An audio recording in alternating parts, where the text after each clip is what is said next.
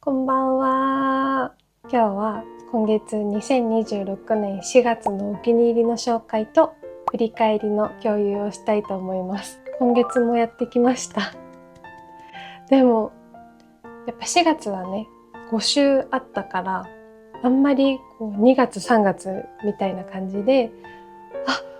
もう月末かっていう感覚はなくて、むしろね、この1ヶ月すごく長く感じました。私の振り返りと一緒に皆さんも今月どんな月だったかなって考えてみていただけたら嬉しいなと思います。それでは早速始めていきます。よし、じゃあまずは今月のお気に入りから紹介していきます。まず一つ目は、じゃん、新入りの可愛いマグネットたちです。まずこっちの馬が描かれている四角いマグネットはたまたまね、スレッズで流れてきて知ったクレイエンジェルさんというこちらの作家さんの作品です。キーホルダーとかネックレスとかね、いろいろ素敵なものを作っている方なんですけど、私はこのマグネットを見つけて、このね、とっても素敵な色合いと、あとはね、やっぱり今年は馬年なので馬モチーフに心を惹かれてしまって、こちらを購入しました。かわいいの。これはね、この間こちらの動画で作ったマグネティックボードに貼って飾っています。で、もう一個これはスマトラに行っていたお友達がね、お土産として買ってきてくれたスタバのマグネットなんだけど、ここの文字ね、なんて書いてあるんだろうと思ったら、トレンガヌっていう、なんかマレーシアの州の一つの名前が入ってて、あれかな、スマトラ行く時の経由地とかなんですかね、マレーシアは。ちょっと詳細はよく分かっていないんですけど、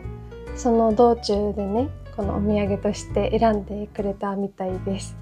かわいい。ちょうどね、今のマグネティックボードがちょっとブルーで揃えているので、色合いもぴったりだから、これも同じくそのボードに飾っています。先月紹介したポストカードも別の方からのお土産だったり、そのちょっと前にはどこだったっけ、ちょっと国名を忘れちゃったんですけど、どこかの海外に旅行に行ったまた別のお友達がイースターが近かった時期っていうのもあって、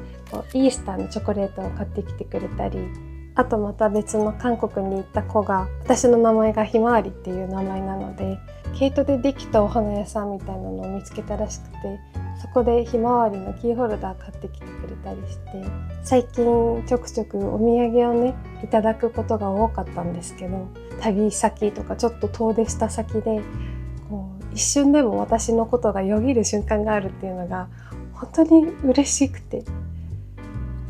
私自身がさ、旅行とかほとんど行かないインドアな人間だから、なかなか人に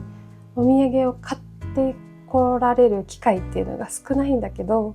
お土産買ってきたんだって渡してもらった時のこのすごいあったかい幸せな気持ちを、このお土産を買ってきてくれたみんなにはもちろんだし、なんかね、どんどんバトンを渡していきたいなって思うから、旅行がしたい誰かにお土産を買うために旅行がしたいなって気持ちになってます。本当にちょっとね、話がそれていっちゃったんですけど、今月のお気に入り1つ目は新入りマグネットでした。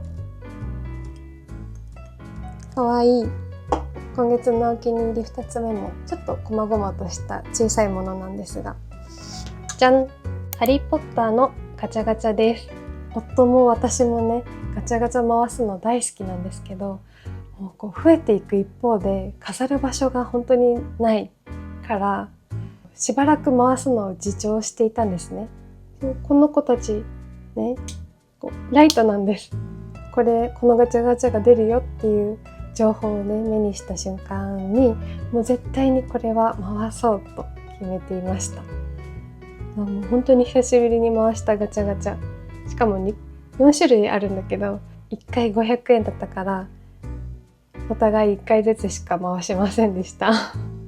でもね、私のこの欲しかったハグリッドのケーキが当たったし、100ミビーンズもね、すごく可愛いから大満足です。あとカエルチョコと組み分け帽子がありました。この中のライトがさ、もうちょっと暖色系、オレンジっぽいライトだったらさらに可愛かったなって思います。久しぶりにね、お気に入りのガチャガチャに出会えて欲しいものが出て満足でした。今月のお気に入り3つ目。これは少年ジャンププラスっていうアプリでね、連載されている漫画なんですけど、マットです。もともとね、漫画を頻繁に読む方ではなかったんですね。でもね、おすすめされて、この少年ジャンププラスのアプリだけ入れて、気になるものだけ時々読むっていうことをしているんですけど、このね、大鳥祐介さんのマットという作品は、各週火曜日に更新されていて、連載がね、スタートした当初から読んでいるんですが、本当にね、面白いの。ちょっとこのあらすじがちゃんと正しく伝えられるかわからないんですが、エイリアンに乗っ取られて、もうほぼ人類も滅びかけているって状態の地球が舞台で、主人公はね、ジョンっていう男性なんですけど、そのジョンを含めてこの周りの人たちがどうやってこの状況を生き残っていくかみたいな。ちょっと待ってね。ちょっとこの公式の作品情報を読みます。最強襲来、教団 SF サバイバル、謎の生物エイリアンの襲来で人類のほとんどが滅んだ惑星。青年ジョンと妹はわずかな生き残りとともに新天地を求めて移動する日々。そんな中、突如エイリアンの攻撃を受けてしまい、だって、そう。とにかくエイリアンに侵略されかけている地球をどう生き延びていくかっていう SF 作品なんですね。まずね、絵が本当に上手で、このね、カメラ割りっていうの？このコマの使い方とかがすごく映画みたいな使い方をされている漫画でね、すごくね、引き込まれるんです。内容的にね、シリアスな場面もありつつ、ちょくちょくクスッと笑えるようなファニーなシーンもね、挟んでくれていて、このね、緩急のバランスもすごくいいし、連載当初からもう本当にずっと面白すぎているんですけど、今46話まで更新されてて、さらにね、面白くなってて、毎話ね、グッと来てしまうシーンがあって、とにかくね、面白くて本当におすすめなんです。私漫画をね、自分で買うってことは、本当ずいぶん前にね、矢沢愛さんの7の単行本を揃えたぐらい、大人になってからね、この漫画を買おうってなることがなかったんですけど、マットは絶対に買うと決めています。本当はね、買って紹介したかったんだけど、近くの本屋さんで見つけることができなくて、買ったらまた皆さんにもご報告しますね。今は6巻まで出てて、5月1日に7巻が発売されるそうです。ジャンププラスはね、読んだことのない作品だったら、この1話から最新話までとりあえず無料で読めて、そこから更新されたら、その最新話と1つ前の2話分がね、無料で読めるので、46話なので今からでもね、全然追いつけると思います。ぜひ、ジャンププラス入ってて、まだ読んだことないなっていう方がいたら読んでほしいし、これを機にジャンププラス入れて読んでくれたら嬉しいな。はい、ということでちょっと長くなっちゃったんですけど、今月のお気に入り3つ目は大鳥祐介さんのマットでした。今月のお気に入り4つ目はじゃん、チョコセンです。ちょっとね、空いてる状態で申し訳ないんですが、最近ちょっと気になって買ってみたらすごく美味しくてハマったお菓子なんです。チョコセンっていう商品名なので、ちょっとこういうおせんべい感のあるしょっぱさだったり硬さだったり、そういうのがある商品なのかなって思ったんですけど、全然そんなことない。もう本当にね、シミチョコレートをね、ギュッて染み込ませた薄いチップスがこんな感じでね、折りたたまれてる形状になっていて、しっかりチョコ感が味わえて美味しいんだ。これあれに似てるかも。食べっ子動物のチョコレートが染みている商品、わかりますか？それにちょっと似ている気がします。それよりもね、個人的に私はこの薄さとか食感とかが好みでした。なんでおせんべいっていう名前にしてるんだろうね。中まで贅沢に染み込んだチョコとサクサクじわっと食感が癖になる新感覚のチョコせんべいです。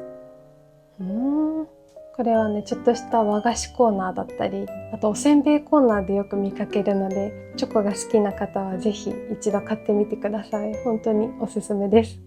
今月のお気に入り最後は、じゃん！サントリー天然水マルシボリスパーク無糖です。私ね、すごくこの無糖の炭酸水のレモン味が大好きで、いつもね、こっちの商品を飲むことが多いんですけど、たまたまね、スーパーでこのマルシボリスパークシリーズを見つけて、多分ね、レモンだったと思う。レモンを買って飲んだら、本当にね、美味しくて、無糖の炭酸なのに、本当にこう果汁の入ったジュースを飲んでるような気分になれる味がして、甘さとかは全くないんだけど、果汁感がね、たっぷりあって、もうすっごく美味しいと思って、すぐに買いに行って何回か飲んだりしてたんですけど、ある日忽然とスーパーのこの棚から姿を消してしまって、悲しいの。だからね、こう現物を見せながら紹介することができないんですけど、もしね、皆さんの近くのスーパーとかに並んでいたら、ぜひ一度買ってみてください。本当に美味しい。おすすめです。私もまた出会えますように。はい、最後はこんなちょっと雑な感じになっちゃったんですが、サントリーさんのマルシボリスパーク無糖でした。はい、では今月の振り返り。まず YouTube は今月5週もね、無遅刻無欠席で走り切ることができました。よかったもう5週あるとね、ちょっと緊張しちゃう。先週とかね、ギリギリの状態だったから危なかったけど、よかった。そして登録者数もね、今何人だ？登録者数もね、あと20人くらいで12,000人突破しそうです。嬉しい。先月がね、1万人突破した月だったから、今月もね、少しずつ登録してくださってる方が増えているんだなっていうのがこう数字でわかるのはすごく嬉しいです。ありがとうございます。今月はね、お家でだけど映画1本見ることができました。今月見た映画はブルー、君は大丈夫です。現代は If ですね。2024年に公開されたジョン・クラシンスキー監督の作品です。ライアン・レイノルズのね、こうコミカルな演技がすごく好きで、ライアン・レイノルズが出てるからっていう理由で再生ボタンを押したんですけど、大人になると忘れ去ってしまう幼少期のイマジナリーフレンド、空想の友達が題材になっている作品で、もしかしたらちょっと子供向けの作品ではあるんですけど、大人の私が見てもね、心にこうじんわり染みていくような温かいストーリーになっていました。なんかピクサーのさ、インサイドヘッドに出てきたゾウのキャラクターとかもそうだし、海外ではさ、こうイマジナリーフレンドっていうのがすごく馴染みのある存在だと思うんですね。でもなんか日本ってあんまりこう空想の友達を幼少期の時に作るっていう文化というか、こう成長の過程でそういう場面があんまりない気がする。皆さんはこう過去にイマジナリーフレンドいたなっていう経験、記憶ありますか？映画の内容もね、やっぱ大人になったら忘れてしまうっていう存在だったので、もしかしたら私もね、子供の時は作っていて、で大人になるこの過程で記憶からね、抜け落ちてしまっただけなのかなとも思うんですけど、海外ではね、それぐらいイマジナリーフレンドっていうのがごく自然な存在なんだなっていうのを改めて認識した作品でもありました。2026年4月の振り返りは以上です。はい、ということで今月のお気に入りの紹介と振り返りの共有をさせていただきました。来月はね、いよいよ結婚式が月末にあったり、あとはみんなにもね、嬉しい報告ができそうなので、5月もね、無理せず楽しく YouTube の投稿もしながら、私の、ね、実生活も整えていけたらいいなと思います。本日も最後まで見てくださってありがとうございます。また次の水曜日の21時にこのチャンネルで待ち合わせをしましょう。それでは皆さんおやすみなさい。いい夢を。バイバーイ。